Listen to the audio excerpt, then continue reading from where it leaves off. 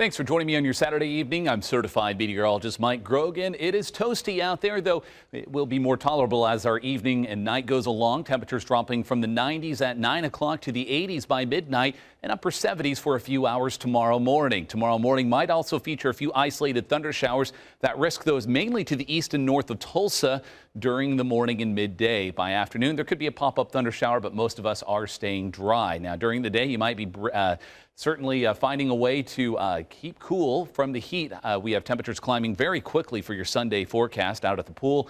Don't forget sunscreen, that sunburn time otherwise 10 or 15 minutes from 10 a.m. till about 4 p.m. A light breeze, so certainly you want to be in the water to get more refreshment. That wind's not going to help us out as much tomorrow. 100 degrees, feeling like 107 by the afternoon. That heat index will be climbing a bit further the following days, just a degree or so every day moving into midweek, and that's corresponding to the heat dome that will continue to grow and intensify across our area. The jet stream well to our north that steers any sort of storm systems up and around our area, keeping us from seeing any sort of rain or thunderstorm activity. You can see a lot of the heat, those warm colors there right over us through Thursday. But the jet stream, that storm track dropping further south towards the end of the week, and that could actually spell a little relief. It could allow for a cold front to slide on in towards that window of time. But the next 5 days, highs in the 100+ degree range, and we could once again have that slight chance of a shower for your Sunday. But then temperatures slowly climbing, hottest temperatures coming in Wednesday and Thursday, highs near 105 and morning lows only in the 80s.